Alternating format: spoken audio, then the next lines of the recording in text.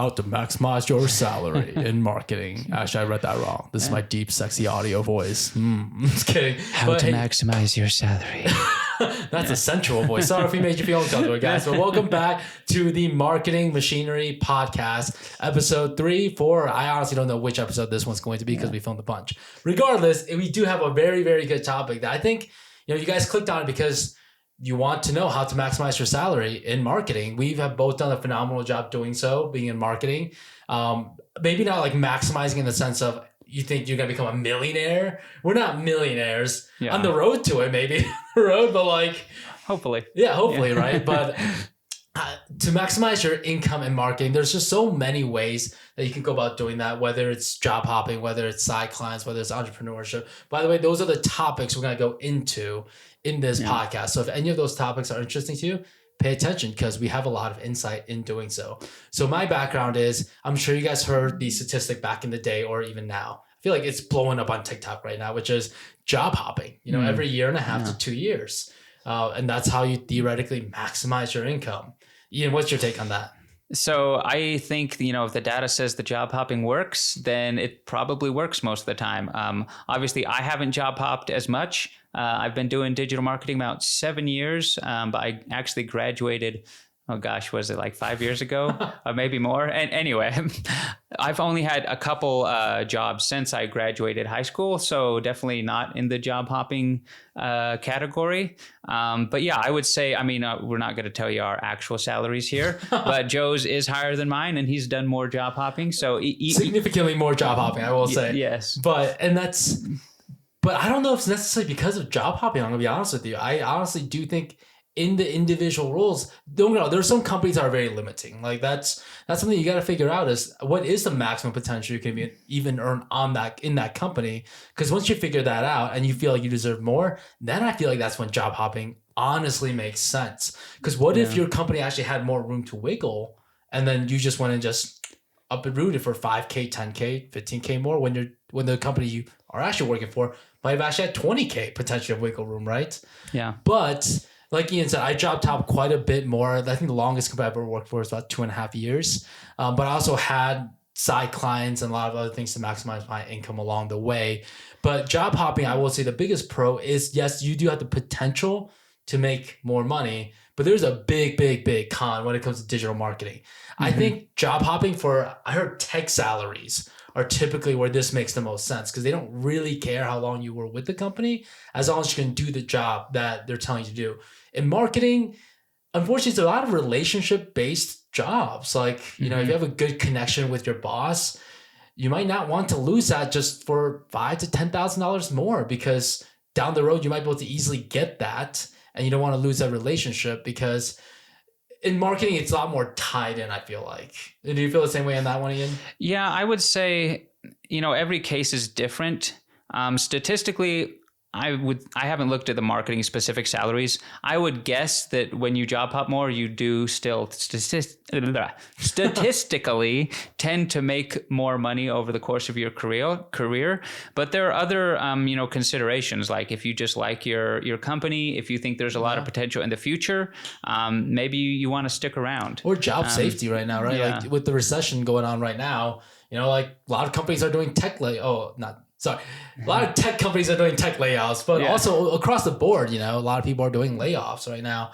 And so if you work for a bigger company, most likely your job is a little bit more secure than a smaller company. And typically to get the higher pay, if you work for a big company, you're mostly going to have to take a step down into a medium to smaller company who want the name recognition of like a bigger company. And they're like, oh, you did all the marketing for that. You managed $100 million in revenue.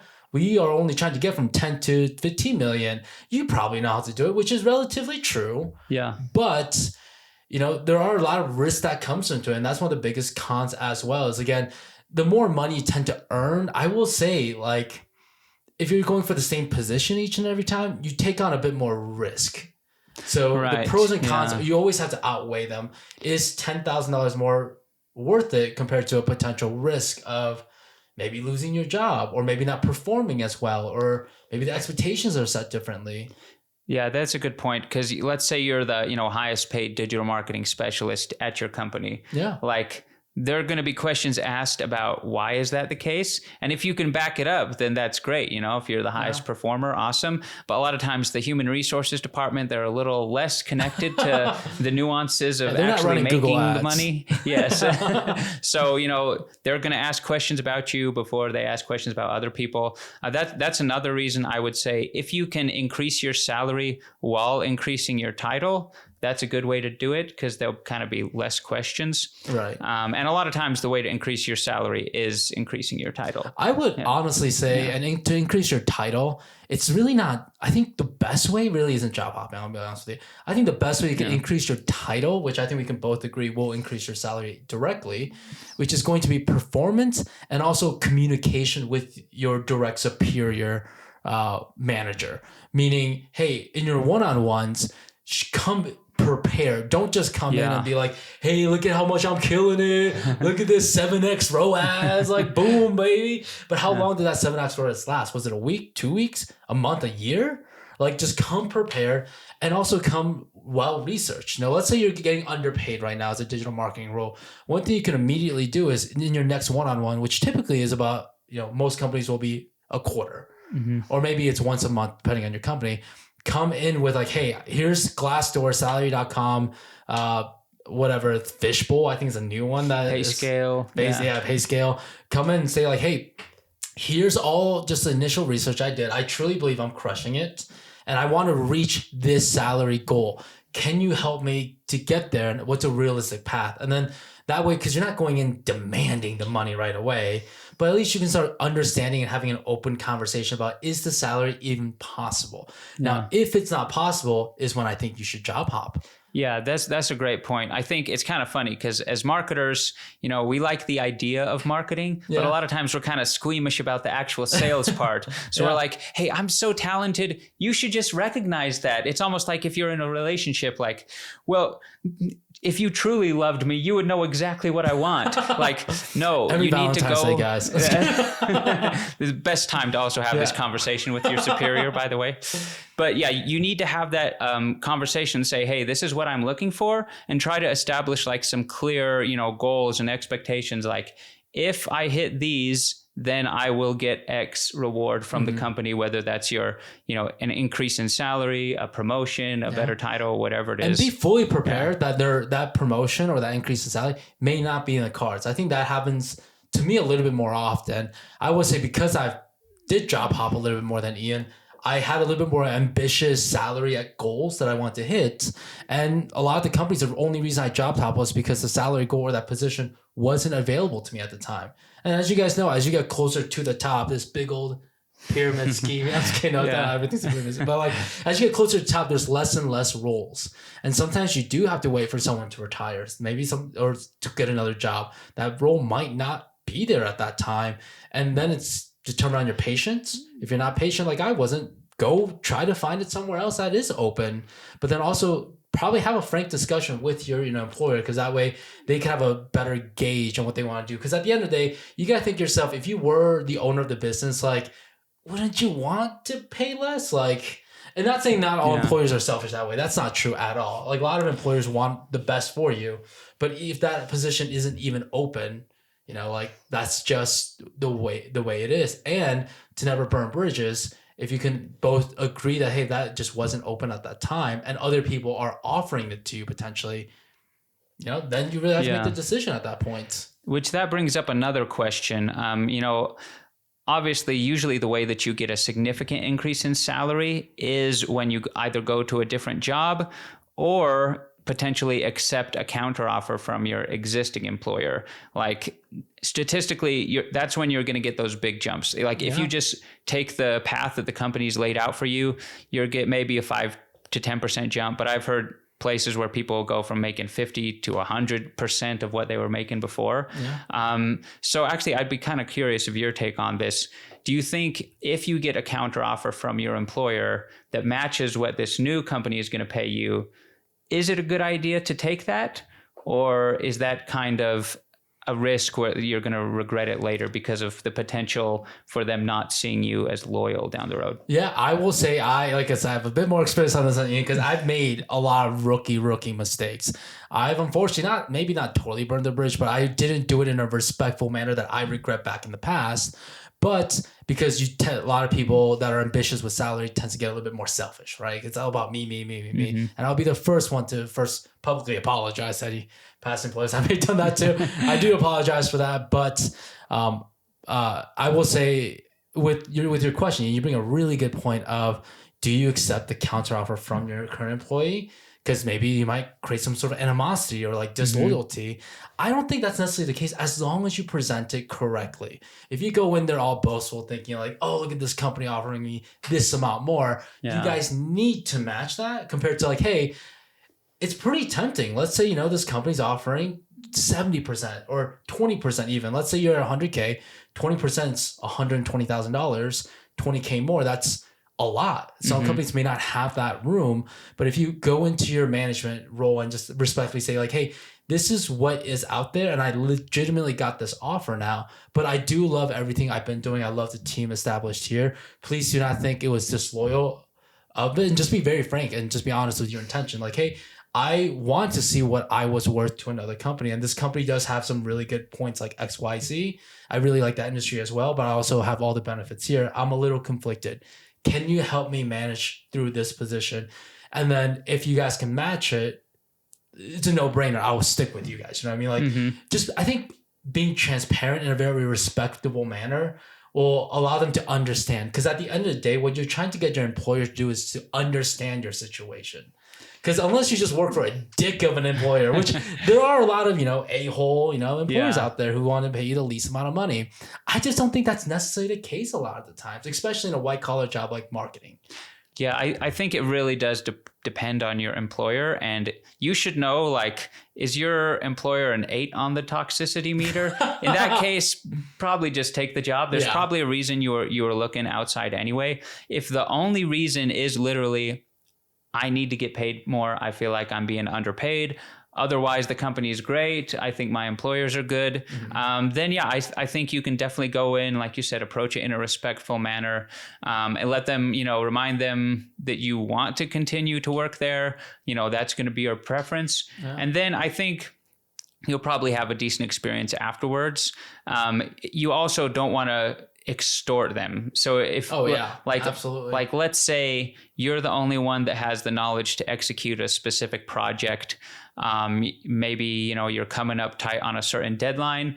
And if you go in and say, hey, look, I know you guys need me, so either pay me or I'm out of here. Show me the money. Yeah. Like I think they're more likely to resent you for that because they're going to feel like you forced their hand versus if it's just a request and, they might come back and say, well, we can't do that. And you could say, all right, well, I'm going with this other company. No hard feelings. And if your employer's sane, hopefully they'll respect you. Obviously, you can't always promise that. I will say like I said, I've made mistakes early on in my career, but I fixed that pretty, like, as soon as I realized it, right? And this was several years back and several jobs back. Every time I was a job hopped, people have respected my decision in doing so. And again, for them, of course, it's always going to be painful. Of course, they never want you to really leave because, again, when you establish a good team and you have a pretty good work environment, you don't want that to change. Like, not a lot of people like change. But again, when you can be transparent with whoever you report to, they'll understand. You know what I mean? Like, they make more, and obviously they probably did the same thing you did down the road. They didn't just stick with one company. That's pretty rare. Yeah. Stick with one company for 20 plus years and rank up. And some people do. And those that do and are getting paid well, most likely have done this multiple times. Yeah. Where they've brought in another offer and they've leveraged it. Either that or they happen to be in one of the few lucky positions where their worth just gets, rewarded spontaneously. But in most companies, you're more likely to get that significant increase if they actually have a reason to give it to you. Yeah. And I think that brings up, one of the biggest points is, should you just stick with your company and try to get promotions on the road, or should you job hop? I think we just, yes, everything we just talked about touches on a lot of those points, which is, do you like your work environment? I think that's a big thing because you are going to take a big risk working at a new place. Yeah. You don't know if it's going to be the same. What if you like the lifestyle you've created in the past? Is money truly, do you need the money, first of all? And not, you shouldn't tell your, boss like, hey, I bought a new Corvette or I bought a new house. I need to get more money. Like Yeah. they're not going to give you a raise that way.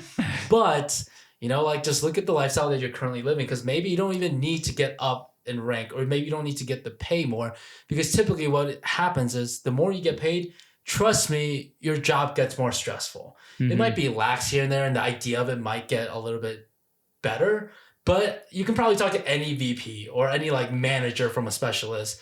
It gets more stressful. Yeah. And can you and will you want to handle responsibility like that while performing at the top of your game? Because most likely you still want to rank up, right? Yeah. And so, look into yourself and introspectively look at, am I ready even for a raise? I think that's a really big question. I think everyone wants more money, but are you ready for the money? That's a really big question. Yeah. Honestly, ask yourself, like, do I deserve a raise? I mean, with inflation, the answer is most likely going to be yes. You deserve at least 4 to 6% every year. Like, sure. Yeah. As long as, you're not doing terrible at your job. That's another thing I should also say, like, the best time to ask for a raise is after you've just been crushing it and they are totally seeing your value. That probably goes without saying. Well, and hopefully you've been just crushing it in your career this entire time. And that's why you're looking advice for someone from people like us to just, how you can rank up. Because I would say we both have been crushing all of our goals and being able to do what we're literally talking to you about right now. But the other thing is, let's say you don't switch your company. Let's say you really like your lifestyle. One of the easiest ways that might be really undervalued for you right now is picking up side clients.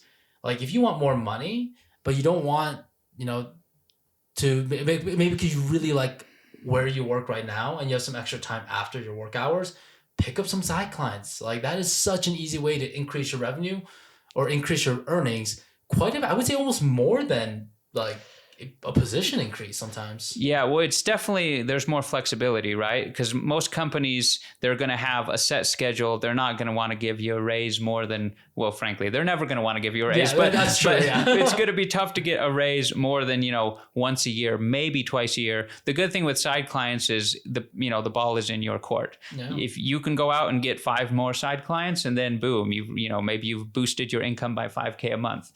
The disadvantage, I would say, is those side clients, with every additional side client, it is like an extra, just something else you have to think about. Yeah. It's, again, to what you were saying before, Joe, like more money equals more responsibility. That definitely applies to the side clients. In terms of the actual hours, though, I would say you're most likely going to get more ROI from the time that you put in for your side clients compared to your business. Because basically, for your business, you're trying to just maximize, squeeze out every last sale you can get with the 40 hours that you have in a week. So there's kind of like a diminishing rate of return on your time the more you put in. Yeah. With a side client, if they're not running any Google ads, they're not doing any marketing, you can spin up some of that stuff for them. It might take you a weekend. Now, it's just maintenance mode. Yeah, I was going to say, like, it's truly side clients. Like, on a whim like this, if you're good, it might only take you a couple hours to set up, and then boom, you have like $1,000, $1,500, $2,000 a month coming in. For example, one of the easiest ways to pick up side clients is go call up local businesses that have crap websites. Learn how to build a website on Wix, Squarespace, something. Just make something better because they have templates, and just run Google, Facebook. If they don't have a good website, I promise you they're not running good ads, and if they or any ads in that matter. And so let's say, especially for service-based business right now, there are so many businesses that's willing to pay you $1,000 a month to just spin up a better website, better, Google ads or Facebook ads or TikTok ads, and just go and do it. So, and let's say it's $1,000 a month. That's $12,000 a year. Like you try going to your employer and asking, hey, I want $12,000 a year more, even though I'm doing the exact same work. You know what I mean? Like it's a tough sale. But let's say you go into maintenance mode after that. Let's say, and after a month, you were like, hey, I can actually maintain this pretty easily. I'll pick up another client. If you pick up 3 more clients as, let's say, marketing specialists, which again, on Glassdoor, we talked about in one of the podcasts, is about $74,000 a year. You pick up 3 clients over a span of 6 months, and you have, you're making clear over 6 figures. You're making $110,000, I believe, at that point. Yeah. I mean, trying to jump from 75 to immediately a $110,000 salary position, that's a big jump. Yeah, that's a very big ask for any company. You're most likely having to go into more of a managerial position, but you might only be 3 or 4 years into your specialist career, and that's not an option for you, but you want more money. This is a super, super easy way to maximize, but it is hard to do. It's easy once you get them. Yeah, getting the clients is what's a little bit more difficult, and we could probably do a whole nother podcast about the actual methods of acquisition. But I mean, it could just be as easy as, I think you've done more to actually actively try and acquire side clients. I do have a few more clients than Ian on the side, but all the clients that I've had, it's basically I just let people know, oh, this is what I do, and then it just kind of happens. Honestly though, that's it. But you might just have to place yourself in more situations. Right. I was just telling Ian this morning that when I go golfing, I picked up a couple clients then. Just from what I like doing golfing has led me to probably make anywhere from $5,000 to $8,000 every year. And that's how I justify for buying new clubs, by the way. So if you have a spouse who's like, hey, stop spending money on golf, just tell them, hey, I can pick up side clients. I can make more money. Actually, that's a good point, though. Yeah, you can say, all right, I want to get this thing. Let me go get a client, and that'll pay for that thing. Oh, that's exactly how I justify buying a lot of things for myself. Yeah. Soon a Corvette is coming into this channel because I'm going to pick up a client. Oh, nice. Oh, that'll do wonders for our thumbnails. I know. Right? All of it just has a Corvette on it. But and the last thing.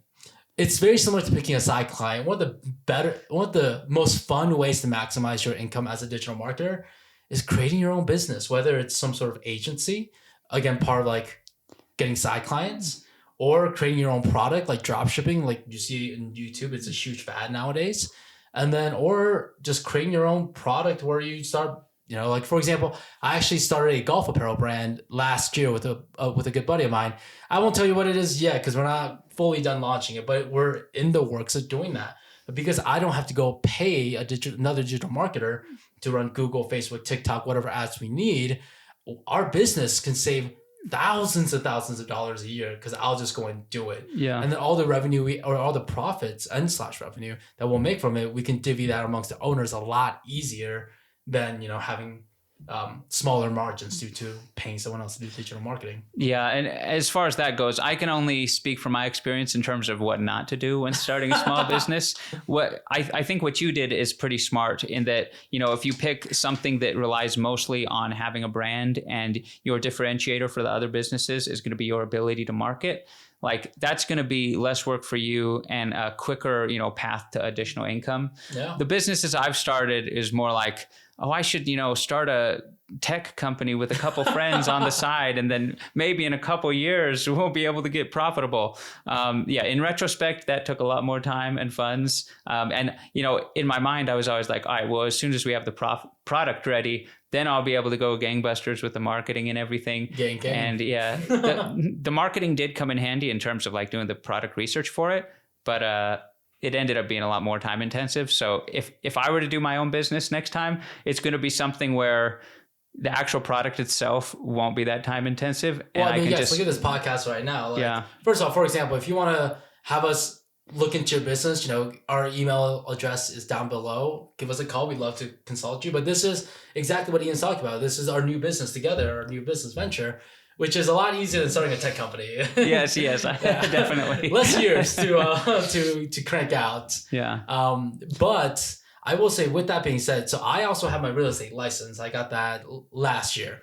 But the problem with a lot of realtors is that the marketing is super expensive, and being in real estate, like volume, leads is your best way. It's the name of the game, honestly. So the fact that I can do that for myself, I will save so much money, but in return, I could be a huge product service differentiator, and I could have this huge opportunity instead of the money I would save if I can reinvest that back a way into the clients. Like, for example, I promise I'm not trying to self-plug here, but for all my clients, for my own clients, I'll pay for your movers and I'll buy you like a brand new TV. So I'll spend roughly around $3,000 to my clients because that's the money I would save if I had hired a digital marketer. That's something that most realtors will never be able to provide because they need every penny because that's their livelihood. Mm-hmm. Average realtors only make $70K a year. And that's not, with nowadays, it's not the best, most like, oh my gosh, like I'm rich type living, right? Well, and the distribution in that, like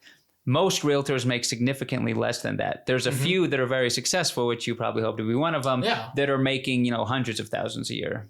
And so like, that's the other part is, maybe you have another hobby. Like I love real estate. That's why I became a realtor. Same thing for you. If you're a digital marketer and you like real estate, think about becoming a realtor, because you can do your own marketing and you can take that back into the industry. And I'll tell you right now, pick an industry if you're going to start a business that's so underserved. And that, like, for example, I have also another business venture that is very profitable as well. And we did marketing in the beginning and we just took off. We have, I would say 85% of our clients are reoccurring. So it's a subscription-based business with just doing very little marketing. But because no one was doing marketing at that time, we were able to become instantly profitable right away. So I would say being a digital marketer is so freaking valuable. Like, guys, if you are thinking of becoming a digital marketer, listen to everything we just said right there. Like, you can make good money.